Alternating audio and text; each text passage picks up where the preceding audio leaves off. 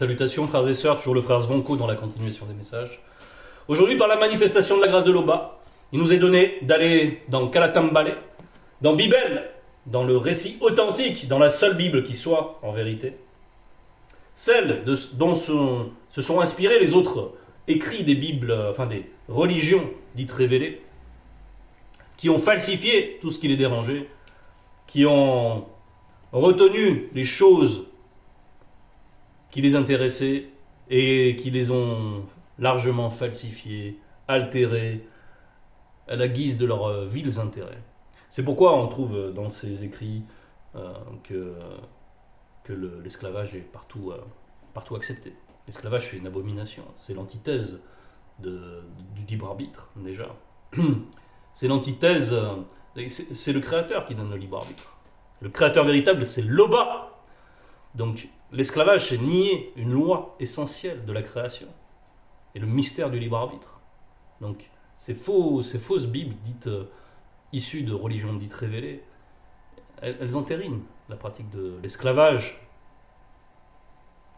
Et tant d'autres abominations, et tant d'autres n'importe quoi, elles se contredisent, on y trouve des mensonges, des trafics en tout genre.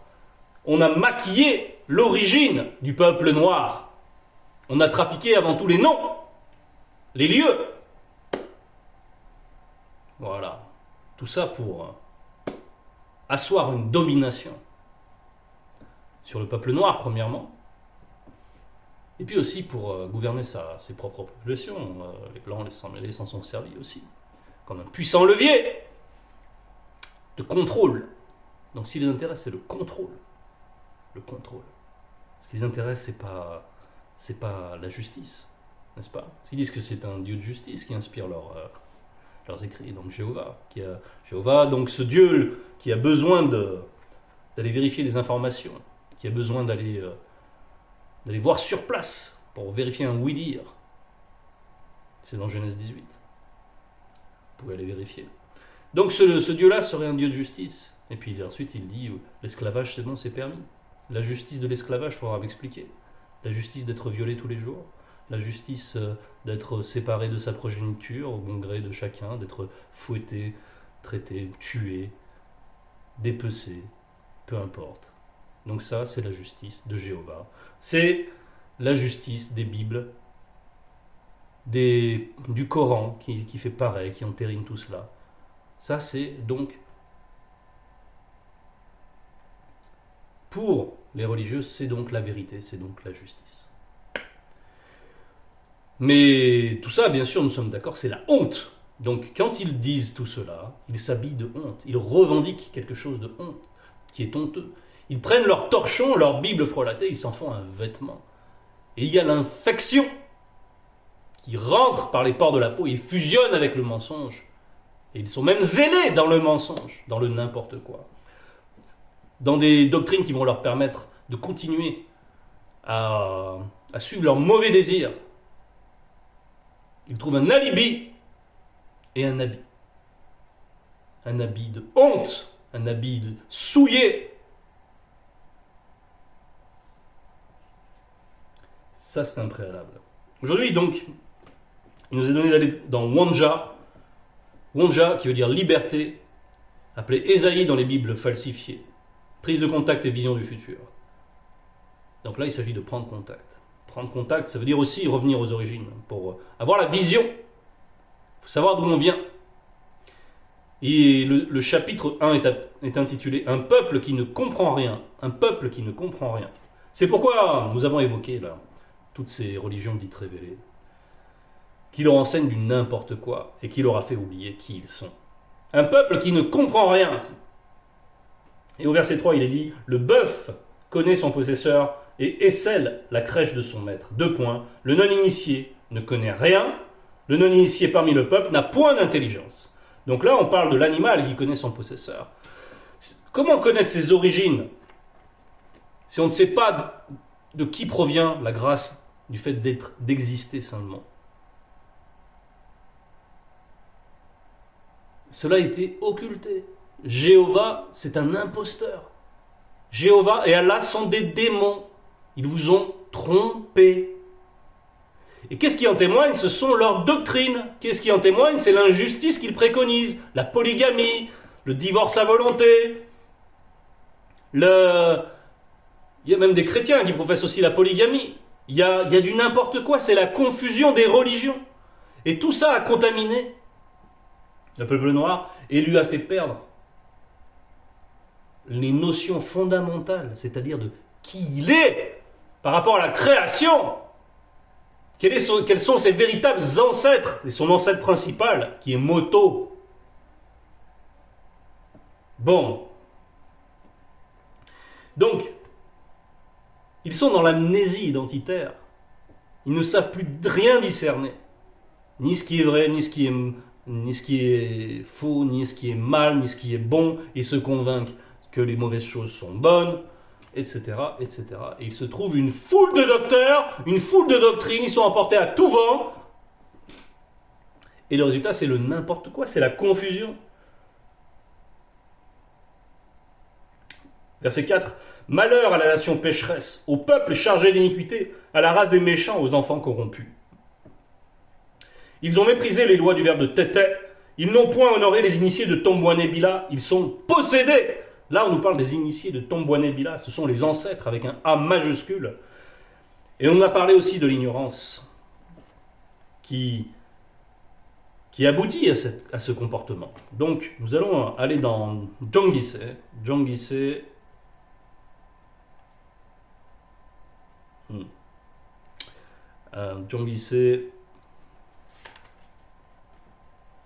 chapitre 1, verset 6, qui nous parle typiquement de cela.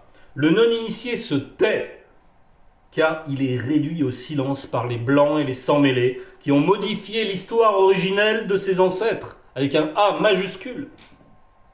Donc les patriarches, tous les initiés, tous ceux qui ont marché avec le verbe de Loba, qui ont vécu la vie spirituelle, qui ont fait des miracles, qui ont fait des exploits avec l'aide du verbe de Loba. L'histoire originelle de ses ancêtres, le peuple noir non initié est maintenant détruit parce qu'il lui manque la connaissance. C'est cela. C'est cela. Et là, il est dit ensuite, puisque tu as rejeté la connaissance avec un C majuscule, Muniba Beko Kisedi, qui est l'entité en charge des châtiments, t'as aussi rejeté et tu es dépouillé de la source naturelle. Puisque tu as oublié la loi du verbe de Loba, Moutatedi ne guidera pas tes descendants pour une longue période. Et donc il y a eu une longue période d'enténèbrement. Ce n'est pas que l'enténèbrement se soit complètement infligé directement. Non, c'est le fait, c'est qu'on a enlevé la protection du verbe. Et l'enténèbrement, maintenant, c'est le monde occulte qui vous inspire dans vos religions, inspiré par les blancs et les sans-mêlés, donc on a cité là. Et puis on a vu aussi dans le verset 4, on a cité à la race des méchants, aux enfants corrompus. Dans le verset 4 du thème principal, du passage principal, dans Monja, à la race des méchants. Donc la race des méchants, c'est typiquement, premièrement, les blancs, les premières créatures que les déchus ont générées avec leurs semences corrompues lorsqu'ils se sont accouplés avec les femmes noires. Et ensuite sont venus les sans-mêlés. Et donc là, on nous parle de la race des méchants et des enfants corrompus. Les enfants corrompus, c'est donc le fait de faire alliance ensuite avec des blancs et des sans-mêlés. Et c'est comme ça que les nations noires ont été corrompues. C'est parce que leur élite, les notables, les princes, etc., ont commencé à faire des alliances, à coucher avec des femmes blanches et sans mêlée. Et ensuite, ils ont eu des progénitures. Et cette progéniture, c'est un fruit altéré. Ceci est interdit. Ceci est interdit. C'est de l'hybridation, encore de l'hybridation. Et en même temps que cette hybridation ait lieu, ils ont accepté les coutumes de ces femmes. Ils ont voulu leur faire plaisir. Ils ont voulu les honorer. Ils ont commencé à vénérer leur Dieu, à épouser leurs coutumes également, leurs us et coutumes.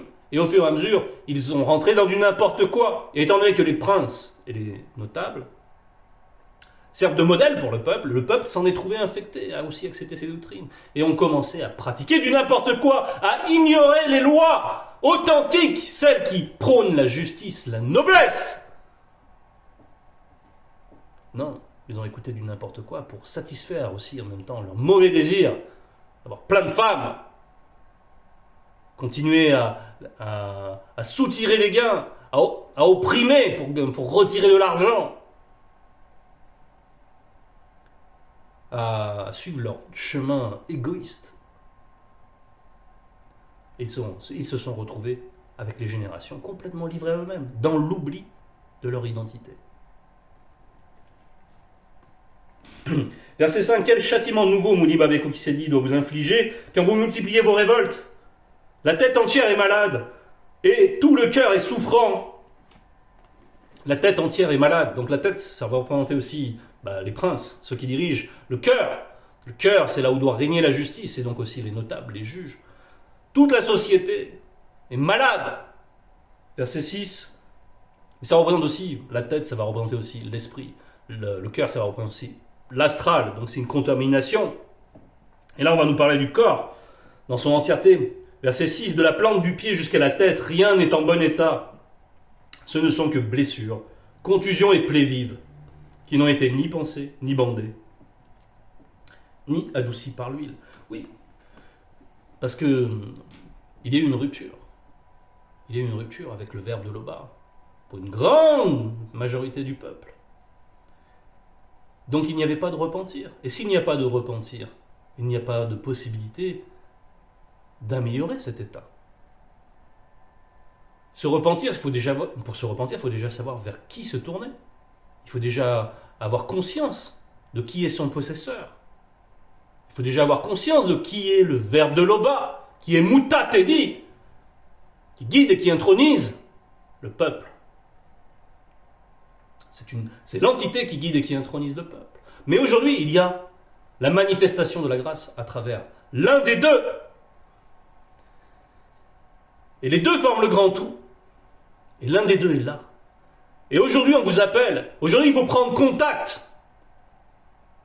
Il faut revenir à la vérité. Il faut laisser toutes ces abominations, tous ces mensonges. Il est temps, oh Loba, que chacun ouvre ses oreilles pour entendre, pour pouvoir être guéri. Parce que l'huile, ça va aussi représenter l'action du Mundi Musangi. Donc, quel que soit votre état, quelle que soit votre errance, reconnaissez, ayez l'humilité de reconnaître que vous ne vivez pas la sanctification par vos fausses doctrines. Et si ce n'est pas le cas, si vous ne vivez pas la sanctification, c'est donc que il faut changer. Il faut se remettre en question. Et puis quand on aura ensemble vu vers quoi se tourner, il faut se repentir. Pas avec JC. Pas JC qui vous propose de pécher ad vitam aeternam sans que ça n'ait aucune incidence. Ce qu'il professe. Pourtant on dit que l'âme qui pêche est celle qui mourra. Comment vous conciliez tout cela? Donc, JC c'est un démon. C'est Mitélé. On ne va pas trop s'attarder sur cet aspect pour l'heure. Verset 7, votre pays est dévasté, vos villes sont consumées par le feu, des blancs et des sans-mêlés dévorent vos campagnes. Sous vos yeux, ils ravagent et détruisent comme des barbares. Donc ça c'est, bien sûr, c'est la moisson de ce que l'on sème. C'est-à-dire que on a vu tout cela se passer, et ça se passe encore sur le sol de Wassé. Même si les choses bougent par la manifestation de la grâce de Loba, parce que notre Mouledi est dans le visible, parce que Zulu Lassan est dans le visible, parce qu'il y a Pibel qui est là. Et l'onde de choc, ça fait qu'il y a tous ces événements. C'est une période particulière. C'est une très bonne nouvelle, néanmoins. Malgré tout cela. C'est pour sortir des ravages. C'est pour sortir de tout cela. C'est pour sortir de cet aveuglement. C'est pour sortir de cet état de misère. C'est pour retrouver la grandeur. Mais la grandeur, c'est avant tout spirituel. Et seulement ensuite c'est visible. Ce pourquoi il ne pourra pas être possible de relever le peuple noir sans qu'il fasse table rase de ces fausses doctrines inculquées par les Blancs et sans mêler. Et on nous dit là, et la fille de Ouma Lombe est restée comme une cabane dans une vigne, comme une hutte dans un champ de concombres, comme une ville épargnée. Ouma Lombe, il y a toujours, malgré le fait qu'il y a eu ces dévastations, malgré le fait qu'il y a eu l'esclavage, qu'il y a eu toutes sortes de la colonisation, malgré qu'aujourd'hui il y a le tribalisme, malgré que... il y a toujours un reste d'initiés. Il y a toujours un reste d'initiés. Si le ver de Loba ne nous eût conservé un faible reste, nous serions comme Wea, Sodome. Nous ressemblerions à Sépé, Gomorre. Donc la fille de Wumalombe est restée comme une cabane. Une cabane, c'est quelque chose qui est clos. C'est quelque chose qui ne laisse pas entrer la contamination. Tandis que tout le champ est déjà contaminé. C'est un tout petit espace qui est préservé de la contamination des fausses doctrines. C'est donc les initiés qui sont ici préservés. Et là, on nous dit que si on n'avait pas conservé ce petit reste, nous serions comme Wea, nous ressemblerions à Sépé, c'est-à-dire un peuple dévasté. Un peuple dévasté. Les Blancs, ils ont déjà dévasté des peuples. Hein. Et même physiquement. Hein. Qu'est-ce qui reste aujourd'hui de ceux qui se disent Indiens d'Amérique, les peaux rouges?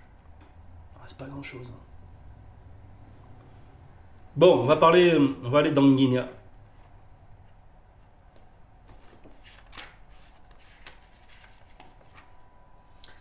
Guinea 14, versets 6 à 9. Il nous est dit, c'est pourquoi dit aux non-initiés de Wassé, ainsi parle Moutatedi, donc c'est l'entité. Deux points, revenez et détournez-vous de vos idoles, détournez les regards de toutes vos abominations. Donc, détourner ces regards, c'est arrêter de les considérer, arrêtez avec vos JC, avec vos rites fous, avec les doctrines qui vous égarent dans vos origines. Premièrement, dans vos origines, je pense aussi à ceux qui se réclament du mouvement kémite, qui s'inventent encore d'autres origines, sur la base de quelques fouilles archéologiques. Mais votre histoire est bien plus ancienne et bien plus illustre que ce qu'on peut trouver là-bas. Parce que là-bas, déjà, c'était des non-initiés qui avaient gardé déjà plus de connaissances, avec des technologies qui leur permettaient de construire des pyramides, mais qui n'étaient rien comparé à la technologie spirituelle des initiés. Néanmoins, ils s'en sont inspirés. Ils ont fait leur truc à eux. Et ils ont ouvert des portes. Et ils ont été inspirés par les démons. Et ils ont vénéré des démons. Maat, etc. Tout ça, c'est des démons. Osiris et compagnie. Et là, aujourd'hui, vous arrachez du mensonge des religions et vous trouvez des origines, vous les inventez encore. Tandis qu'il y a la grâce qui se déverse, tandis qu'il y a la science authentique, pure, sans tache, qui se déverse. Vous voulez la dénier en faveur de choses de néant. Retournez encore dans une autre errance. Donc, arrêtez de considérer tout cela. Moutatedi m'adressa la parole en ces mots. Fils de moto, lorsqu'un homme ou une femme pécherait contre le verbe tété en se livrant au blasphème, et qu'il y eut au milieu de lui ces trois hommes initiés, Wumse, entre parenthèses Noé, Mukaïsedi, Daniel, et Temusea, Job, ils sauveraient leurs âmes par leur justice. C'est ce qu'il y a, c'est ce reste-là. C'est ce reste-là dont on parlait dans Monja. Dit Moutatedi. Mais le blasphémateur goûtera spirituellement au mystère des raisins de la mort. Donc le blasphémateur, c'est le non-initié rebelle, celui qui n'a de cesse de se révolter, celui qui veut insulter notre Mouledi, celui qui veut s'opposer.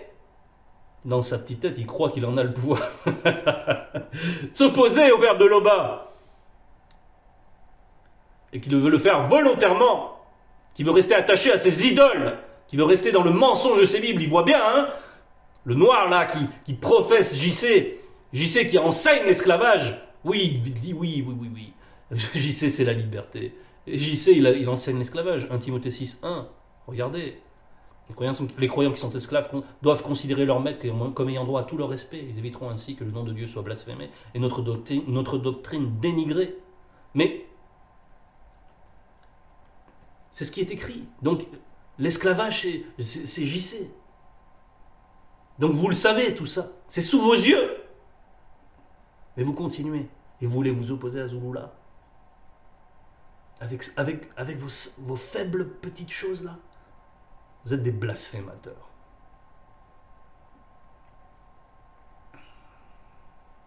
Maintenant, on va lire Guigna, verset 2. Rejetez loin de vous les péchés que vous avez commis contre le ver de Loba. Faites-vous un cœur nouveau, entre parenthèses, repentez-vous, et un état d'esprit nouveau. Un état d'esprit, c'est... Et observez les lois. Venez véritablement à la justice. Pas à des lois de démons. Car pourquoi faudrait-il que vous mouriez spirituellement, genre non initié de Wassé?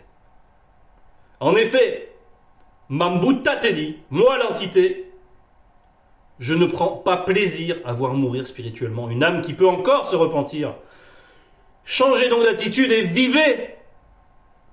Changez d'attitude. Changez d'orientation. Vous êtes trompés, vous avez été leurrés. Pourquoi s'enfoncer dans le mensonge? Pourquoi garder vos mensonges? Pourquoi s'attacher à des vaines idoles, à des fausses conceptions? Tandis que, aujourd'hui, on vous donne avec puissance la grâce avec abondance.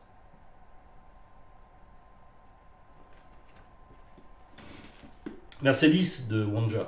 Écoutez, Mouta te dit, chef non initié, sois attentif à la loi du ver de Loba, peuple non initié. Donc on commence par les chefs, bien sûr, parce que on a vu que ça découle d'abord des chefs, de ces errances, les chefferies avec leur tradition où ils mêlent du n'importe quoi. Il y en a qui vont honorer le Créateur et ensuite ils font des dons à des sirènes. Ils font des offrandes. Donc ils ne savent pas ce qu'ils font, ils sont dans la confusion totale. Verset 11. Qu'est-ce que Tété a à faire de la multitude de vos sacrifices abominables, dit Mouta Tedi. Tété ne prend point plaisir au sang des taureaux, des brebis, des boucs et de tout autre animal. Quand vous venez vous présenter avec vos sacrifices, qui vous demande de souiller la terre de vos ancêtres? Et là, c'est les ancêtres avec un A majuscule. Parce que ceux qui veulent honorer les ancêtres en faisant des cultes de crâne, en faisant du n'importe quoi, des libations avec leurs coutumes complètement folles, tout ce qu'ils font, c'est ouvrir plus de portes. Ensuite, ils pensent qu'ils sont inspirés dans leurs rêves, qu'ils voient leurs ancêtres qui les guident. Et en fait, ce sont des démons familiers qui font en sorte qu'ils restent toujours dans l'errance, qu'ils ferment leurs oreilles au message et à la grâce qu'apporte notre Mouledi, qui veulent vous garder enfermés dans ces doctrines-là. C'est les démons qui vous font croire tout cela, qui vous ont subjugué.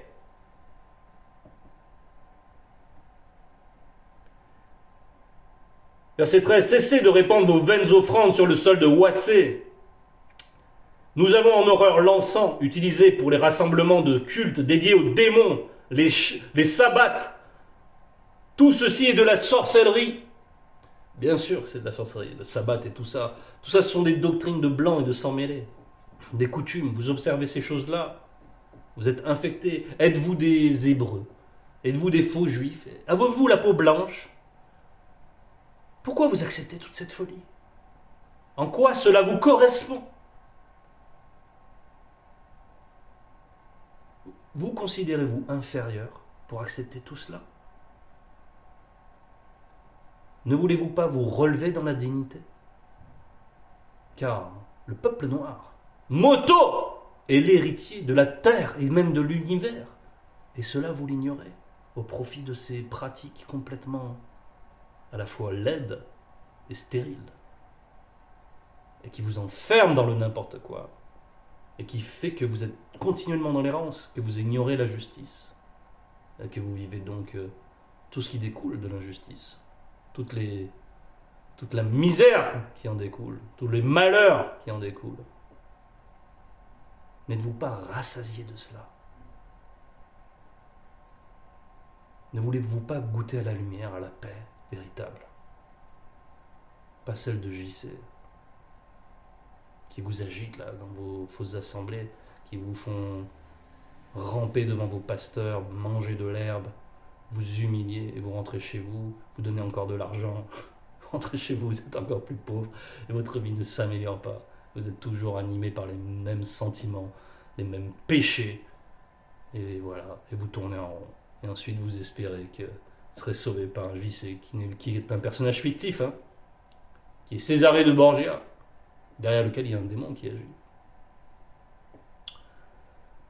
Abandonnez tout cela. Vous n'êtes pas fatigué de cela. C'était le message de Gloire à l'Oba.